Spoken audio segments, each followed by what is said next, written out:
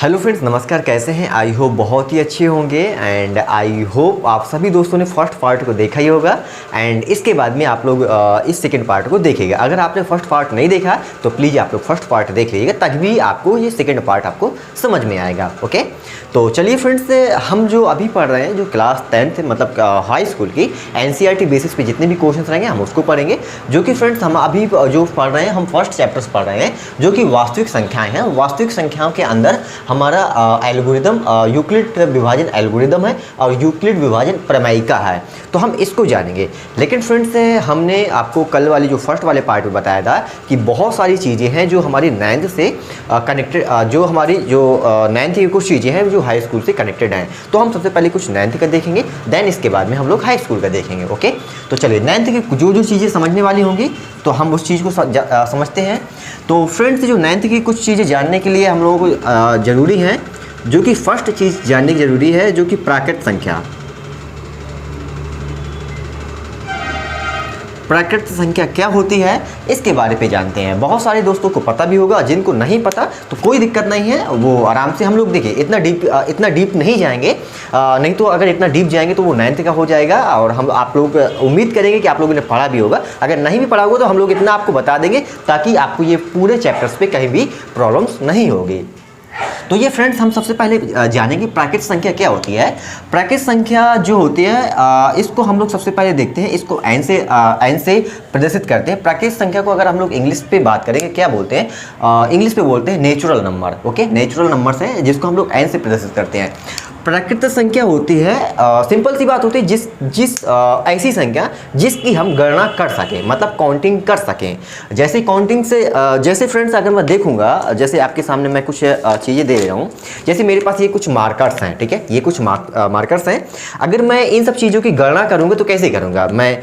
0 1 2 3 4 5 तो ऐसे तो करूँगा नहीं ना। मैं कैसे करूँगा? मैं 1 2 3 4 5 6 इस तरीके से करूँगा ना गणना।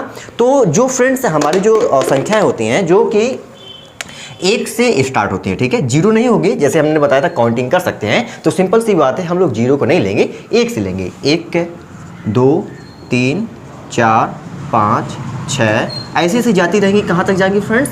ये अनंत है, ये इनफाइनाइट बोलते हैं, इसको बोलते हैं अनंत। ओके, अगर नहीं पता तो लिख लीजिएगा, इसको बोलते हैं अनंत। मतलब बहुत सारी चीज़ें हैं, मतलब 6 7 8 9 10 है, मतलब बहुत सारी गिनती हो गई यार, जितना आप लोग काउंटिंग भी नहीं कर पाएंगे, ठीक है।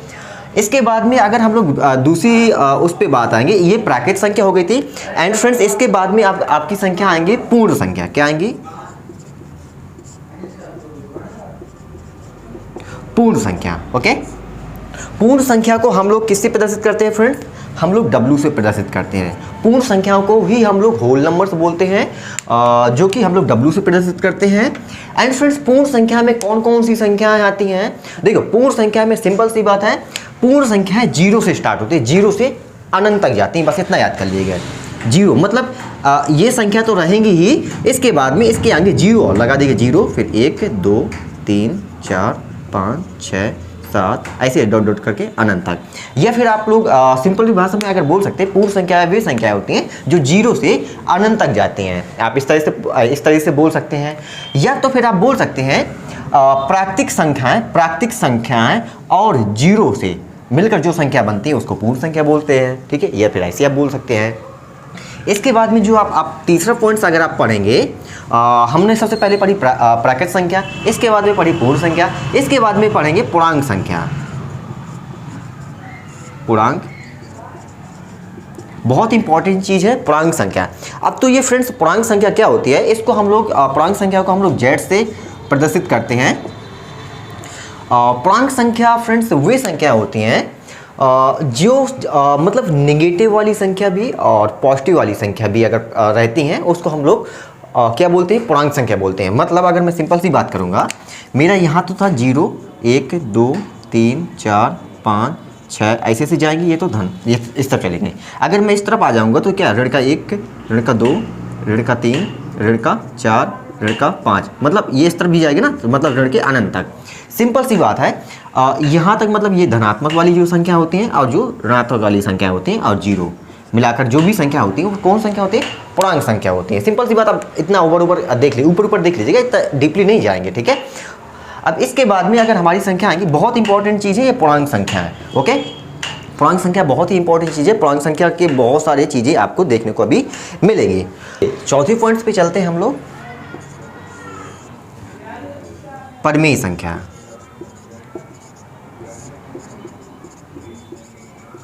परिमेय संख्या, परिमेय संख्या को हम लोग क्यू से प्रदर्शित करते हैं। परिमेय संख्या वे संख्याएं होती हैं जिनको हम पी अपान क्यू के रूप में लिख सकें और क्यू का मान 0 ना हो। ओके, और पी और क्यू दोनों ही पूर्णांक संख्या हो। ठीक है, मतलब ये परिमेय संख्या क्या होती हैं जिसको हम पी अपान क्यू के रूप में लिख सकते हैं, पी अपान क्यू के रूप में लिख सकें और जो क्यू का मान है, मतलब ये क्यू का मान 0 ना हो और P और जो Q हो ये क्या हो, पूर्णांक हो। ओके, पूर्णांक संख्या हो। इसका मतलब ये है, मतलब ये जो Q का मान है ये 0 नहीं होना चाहिए। जैसे अगर मैंने 2 लिख दिया है, 2 के नीचे 0 नहीं होना चाहिए। ओके, 2 के नीचे 0 नहीं होना चाहिए, मतलब ये Q, ये समझ लीजिए ये P का मान है और ये Q का मान है। कहीं कहीं आपको A और B के रूप में भी देखने को मिल जाता है। तो जो संख्या A अपन B के रूप में हो और B का मान 0 ना हो और A और जो B है वो क्या हो, पूर्णांक संख्या हो। ओके, A अपन B के रूप में मिल जाए तो आपको ऐसे लिख लीजिएगा, या फिर P अपन Q के, मोस्टली आपको P अपन Q के रूप में मिलेगा तो आप ऐसे समझ सकते हैं। ओके, चलिए इसके बाद में फ्रेंड्स जो 5वें नंबर की आएगी अपरिमेय संख्या। अपरिमेय संख्या जस्ट इसका उल्टा, वे संख्याएं जिसको हम P अपन Q के रूप में ना लिख सकें, वो सभी संख्याएं कौन सी होती हैं, अपरिमेय संख्या होती हैं। मतलब P अपन Q के रूप में ना लिख सकें, अपरिमेय संख्या कहलाती हैं। ओके, इतना क्लियर हुआ।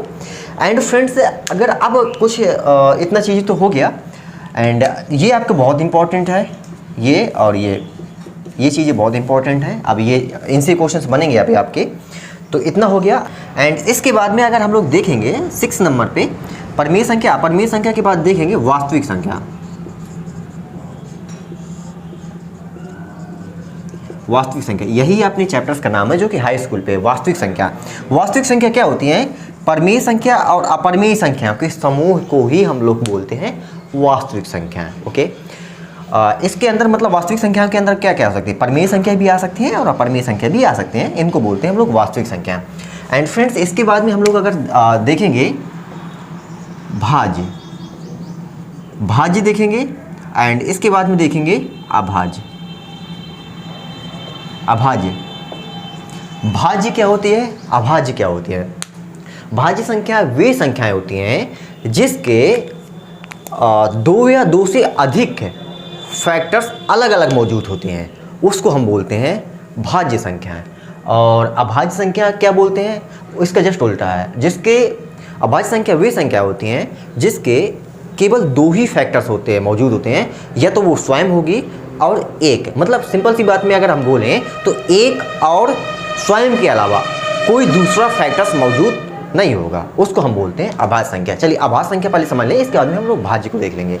अभाज्य संख्या पे हम लोगों ने बात की, वे संख्या होंगी जिसका या तो फिर एक या तो फिर वो स्वयं फैक्टर्स मौजूद होगा और कोई फैक्टर्स नहीं होगा। जैसे कि ये 2 अगर मैं लिख दूं, दो ये भाज्य है या फिर अभाज्य, तो देखते हैं 2 ये बताओ, 2 हमारा या तो इसके अंदर ये तो 1 से भी 2 1 से भी भाज्य और इसके बाद में 2 से भी भाज्य, मतलब क्या इसके 2 ही तो फैक्टर्स मौजूद है ना, 1 और इसके बाद में 2। इसके बाद में अगर देखें थोड़ा सा देखने को आ जाएगा समझ में। इसके बाद में अगर मैं 3 को देखूंगा, 3 पे कौन कौन से फैक्टर्स मौजूद हैं, 3 किस किस से, या तो वो 1 से कटेगी, क्या ये 2 से कट रही है, नहीं कट रही ना। इसके बाद में ये क्या हो गए, ये 3 से, मतलब एक और स्वयं के अलावा और कोई फैक्टर्स मौजूद नहीं होगा। 1 3। अच्छा ये इसके बाद में देखते हैं, ये 4 है, 4 को देखते हैं क्या क्या चीज़ हो सकती है। 4 क्या 1 से है, बिल्कुल है। इसके बाद में क्या 2 से ये हो रहा है, तो हाँ 2 दूनी 4, ये 2 से 2 भी फैक्टर्स में मौजूद है। इसके बाद में 3 से नहीं है। इसके बाद में क्या 4, मतलब मैंने क्या बताया था, अभाज्य संख्या वे संख्या होती हैं या तो उस पर एक या स्वयं के अलावा और कोई फैक्टर्स मौजूद नहीं होता है, तो इस पे एक और स्वयं के अलावा एक अन्य तीसरा फैक्टर्स तो मौजूद हो गया ना, तो जैसे ही अन्य तीसरा फैक्टर्स मौजूद हो जाएगा ये संख्या अभाज्य ना होकर ये संख्या क्या हो जाएंगे, भाज्य हो जाएंगे। ओके, इसके बाद में अगर मैं देखूँ 5 क्या है, 1 से है, क्या ये 2 से डिवाइड हो रहा है, 2 से कट नहीं हो रहा है, 3 से भी नहीं हो रहा, 4 से भी नहीं हो रहा, क्या है इसका 5, मतलब इस पे कौन कितने फैक्टर्स हैं, एक, या तो वो एक है या तो वो स्वयं है। और फ्रेंड्स ऐसी कोई भी संख्या नहीं होती है जो स्वयं और एक के अलावा ना कटे। ओके, हर एक संपर्क संख्या स्वयं और एक के अलावा कटती ही है। ओके, एंड इसके बाद में एक और क्या हो गया, 5 हो गया। इसके बाद में अगर मैं देखूंगा ये कौन सी संख्या हो गई, ये हमारी अभाज्य संख्या हो गई। इसके बाद में अगर मैं 6 देखूंगा, ये एक भी इसके साथ मौजूद है, क्या ये 2 मौजूद है, हाँ बिल्कुल 2 दूती 6। क्या इसके और है, बिल्कुल 3 दूनी 6, 4 नहीं है 5, इसके बाद में 6। देखो एक और स्वयं के अलावा और भी कुछ फैक्टर्स मौजूद है ना, जैसे ही ये चीज़ हो जाए तो ये सिंपल सीधे कौन सी संख्या पे आ जाएगी, हमारी भाज्य पे आ जाएगी। ओके, आई होप अब आपको क्लियर हो गया होगा ये सब चीज़ें। ओके, बस इतना ही है। अगर और भी कुछ जानकारी होगी इस चैप्टर्स पे तो मैं आपको बता दूंगा, अभी फ़िलहाल इतना ही रखते हैं। ओके, एंड इसके बाद में हम आते हैं एल्गोरिदम और प्रमेयिका पे। ओके, भाज्य और अभाज्य हो गया है, बस ठीक है। इसके बाद में अगर कोई भी होगा तो फिर हम आपको बता देंगे। और हाँ फ्रेंड्स, एक चीज़ और इसमें बची है, सह अभाज्य संख्या क्या होती है,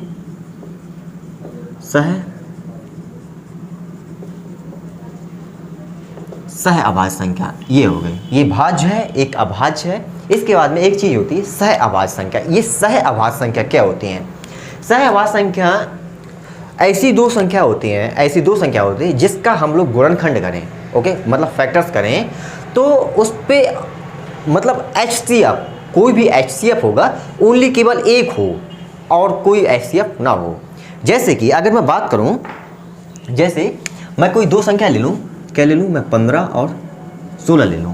इसके मैं अगर मैं प्राइम फैक्टर करता हूं, क्या करेंगे, 15 कितना आएगा, या 3 5 15 5, जो 15 है हमारा, 15 पे क्या आया, 3 गुणे 5 से होगा।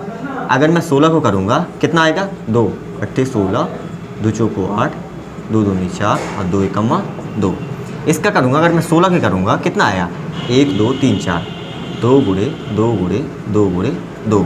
क्या इन दोनों पे कुछ सेम है, मतलब कि HCF अगर इसका देखेंगे तो क्या है, इसका HCF अगर देखेंगे, हाईएस्ट कॉमन फैक्टर देखेंगे तो क्या आएगा, एक ही आएगा ना, क्योंकि इस पर कुछ मिल रहा है क्या, नहीं मिल रहा ना, तो मतलब सिंपल से एक इस पे भी रहता है, एक इस पे भी रहता है, इन दोनों पे क्या है, एक ही तो HCF है। मतलब ऐसी दो संख्याएं जिसका HCF एक हो तो उसको हम लोग क्या बोलते हैं, सहअभाज्य संख्या। और इसको दूसरा नाम भी होता है, मुझे याद नहीं आ रहा अभी, इसका दूसरा नाम मैं बता दूंगा जैसे मुझे याद आएगा। इसका कुछ दूसरा नाम होता है, इसका जो दूसरा नाम होता है उभयनिष्ठ गुणनखंड। क्या बोलते हैं, उभयनिष्ठ गुणनखंड।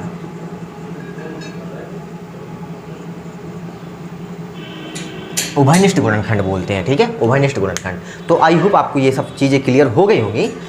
ओके, प्राकृतिक संख्या, पूर्ण संख्या, पूर्णांक संख्या, परिमेय संख्या, अपरिमेय संख्या, वास्तविक संख्या, सहअभाज्य संख्या, अभाज्य संख्या और क्या हो गया, सहअभाज्य संख्या, ये सब चीज़ें आपको डिस्कस कर दी हैं। ओके, तो अब वीडियो काफ़ी लॉन्ग हो जाएगी, तो अभी हम लोग इस टॉपिक पे इतना ही रखते हैं। एंड इसके बाद में हम लोग अगले पार्ट में एल्गोरिदम और प्रमेयिका, ये सब चीज़ें 9th का है। ओके, 9th की चीज़ें हैं। अगर आप लोगों ने पढ़ी है तो अच्छी बात है, अगर नहीं भी पढ़ी तो कोई दिक्कत नहीं, ये सब चीज़ें देख लीजिएगा, एक बार फास्ट तरीके से देख लें। प्राकृतिक संख्या क्या होती है, प्राकृतिक संख्या वे संख्या होती हैं जिसकी हम काउंटिंग कर सकें, सिंपल सी गणना कर सके। वे संख्या 1 2 3 4 5 से अनंत तक जाती हैं। इसके बाद में अगर मैं पूर्ण संख्या की बात करता हूँ तो पूर्ण संख्या प्राकृतिक संख्या और जीरो को भी उस पर ऐड कर देते हैं तो वो संख्या पूर्ण संख्या बन जाती है, मतलब जीरो से स्टार्ट होती हैं और अनंत तक जाती हैं। पूर्णांक संख्या कौन कौन सी होती हैं, पूर्णांक संख्या वे संख्या होती हैं जो धनात्मक संख्या, मतलब कि ये जीरो से इस तरह वाली 1 2 3 4 5 इस तरह धनात्मक वाली और ऋणात्मक वाली कोई भी संख्या होती है उसको हम कौन बोलते हैं, पूर्णांक संख्या बोलते हैं। परिमेय संख्या, परिमेय संख्या को P/Q के रूप में लिख सकते हैं जहाँ पर Q का मान जीरो नहीं होना चाहिए और P/Q क्या होंगे, P और Q क्या होंगे, पूर्णांक संख्या हो, ये सब चीज़ें हैं।